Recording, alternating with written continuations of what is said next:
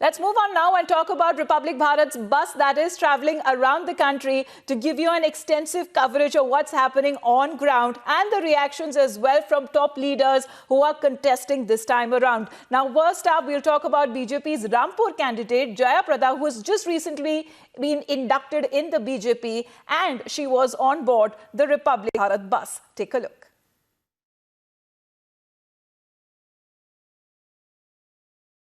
तो रामपुर में है और रामपुर से 2 बार सांसद रही जया प्रदा हमारे साथ रिपब्लिक भारत की इस बस में सवार हैं। जया जी, आप एक लंबी इलेक्शन रैली से आ रही हैं, कई चुनावी सभाएं कर कर आ रही हैं। सबसे पहले तो आपको देखकर लग नहीं रहा कि पूरे दिन की आप इतनी दौड़ धूप के बाद हमारे से मिलने पहुंची हैं? आज लगभग 22 मीटिंग्स हमने अटेंड किया और बहुत अच्छे रहे, बहुत अच्छा जो मीटिंग्स हुए हैं, लोगों का इतना प्यार और सम्मान, और मैं उसके लिए मैं बातों में नहीं कह सकती, लफ्ज़ों में नहीं कह सकती। तो आपको मेहनत इसलिए ज़्यादा पड़ रही है कि सामने आजम खान है? ऐसा कुछ नहीं है, ये तो चुनाव में हमेशा मेहनत तो करना ही पड़ता है।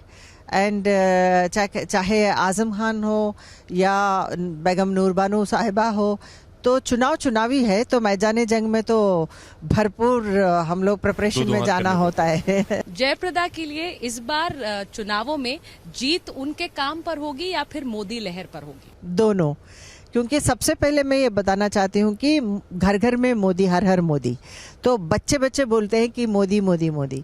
तो मैं उस बैकग्राउंड में आज मैं उस पार्टी के जो प्रत्याशी बनने के लिए मैं आई हूँ।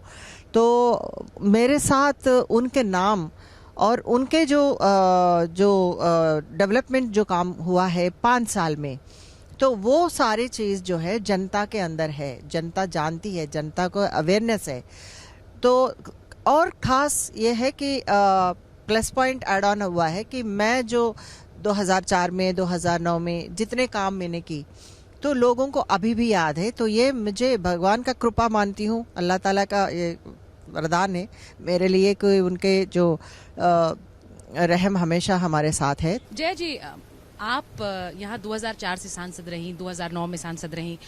बहुत से लोग आपको शुरुआत में आजम खां और आपको भाई बहन का एक रिश्ता लोग आपके बारे में जानते थे और उसके बारे में बात करते थे, लेकिन फिर अचानक ऐसा रिश्ता हुआ जिसमें बहुत से आरोप लगे, बहुत सी ऐसी बातें कही गई जो पब्लिक डोमेन में आई, जो सुनने में भी अच्छी नहीं लगी। एक वोटर पूछना चाहेगा कि ये किस तरह से एक जो डायनामिक्स है रिश्ते की, ये बिल्कुल बदल सी गई, और आज 2 लोग जो इतने करीब थे कभी समाजवादी पार्टी में, आज यहाँ रामपुर में लोग कहते हैं जानी दुश्मन है।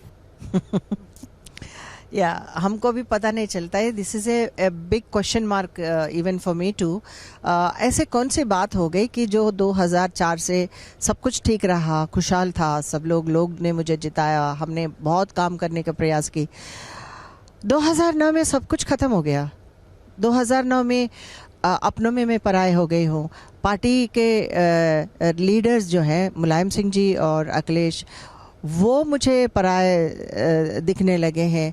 वो मुझे प्रत्याशी बनाने के बाद भी आज़म साहब ने जिस तरह मेरे ऊपर जो जुल्म किया है, उसमें कोई लीडर मुझे सपोर्ट करने के लिए नहीं आए। ऐसे कौन सी बात हो गई? मैं इतना कैसे गुनाह कर दिया कि मैं एक ऐसे माहौल पे पहुंच गई हूँ कि जहाँ पे मैं एकदम अलूफ, तनाव। तो ये मुझे अभी भी एक क्वेश्चन मार्क। आपको क्या लगता है ऐसा क्या हुआ? क्योंकि मैंने कहीं सुना कि आपने कहा कि आपको रामपुर में रुकने भी नहीं दिया जाता था, आप मुरादाबाद जाके रुकती थी, ऐसा क्या हो गया? जी, मैं निर्वाचित सांसद रहने के बावजूद मुझे रामपुर में पूरा दिन काम करने के बाद मैं वहाँ रुकने पाती थी, क्योंकि जहाँ मैं रुकती थी वहाँ पे आज़म खान साहब का एक फ़ोन आ जाता था। तो वो कहते थे कि ये सांसद यहाँ पे रुकेगी तो आपका होटल या आपका घर बुलडोज़र हो जाएगा। तो मतलब मेरे मतलब ये है कि कहीं पे मुझे आराम, दोपहर को अगर कुछ खाना भी खाना हो तो मुझे गवर्नमेंट गेस्ट हाउस कभी नहीं मिलेगा। ये बहुत बड़ी बात आप कह रही हैं। हाँ, गेस्ट हाउस नहीं मिलेगा। वो लोग कहेंगे कि आपके लिए रूम नहीं है, तो आप कहीं पे भी जा सकती है। तो मैं मतलब गाड़ी में खाना खाया हो या किसी के घर में चला गया हो, मतलब मैं क्षेत्र में घूमती हूँ तो 12 जो विलेजेस में काम करती हूँ, सुबह 7 बजे निकलती थी, फिर रात को 12 बजे होटल रिटर्न करती थी। तो मुझे ऐसा जगह नहीं मिलता था जहाँ पे मुझे चाय पीना हो तो किसी और के घर में जाके चाय पीना होता था। तो this is what I mean, like women, कोई विमेन का हम लोग 33% की बात, रिजर्वेशंस की बात करते हैं, लेकिन मुझे ऐसा नहीं लगता है। हम लोग इक्वल जेंडर के लिए बात करते हैं और कि ये दोनों बराबर आपके दिमाग में अभी भी इतना है कि उस दिन आप रैली नामांकन वाले दिन रो पड़ी थी आप? जी हाँ, जब जब वो बात होती है तो मुझे बहुत तकलीफ होती है, पता नहीं आंख भर आ जाते हैं। मतलब अभी भी मैं भूल नहीं पा रही हूँ उस तरह का जो ट्रीटमेंट एक औरत के लिए, ऐसा भी हो सकता है क्या? आज के इन चुनावों के दौरान भी कई ऐसे बयान दिए गए समाजवादी पार्टी नेताओं द्वारा आपके लिए, जो सुनकर बतौर एक महिला मुझे बिल्कुल अच्छा नहीं लगा। तो मैं जब किसी भी महिला के लिए इस तरह के बयान सुनूंगी तो यकीनन मुझे गुस्सा ही आएगा। आप कैसे लेती हैं इन बयानों को? पहले मैं बहुत रोती थी। मुझे ऐसा लगता था कि पता नहीं मैं क्यों यहाँ पे आई हूँ। एंड मतलब मेरा कॉन्ट्रास्ट है लाइफ, मैं मुंबई में रहती हूँ तो मेरे कला के लिए लोग पागल होते हैं, मुझे देखने के लिए तरसते हैं। तो वहाँ से मैं सब कुछ छोड़कर और मेरे करियर को भी छोड़ के मैं रामपुर तक पहुँच गई और लोग मुझे बहुत प्यार करते हैं। देखिए, इसमें एक बात और भी आपसे कहना है कि 5 साल अगर काम करने के बाद कोई भी, मतलब एमएलए हो, एमपी हो, एक एंटी इनकम्बेंसी होता है। तो वो लोग क्षेत्र में जाते हैं, कुछ लोग पसंद करते हैं, कुछ लोग नफरत करते हैं, कुछ लोग बात ही नहीं करते।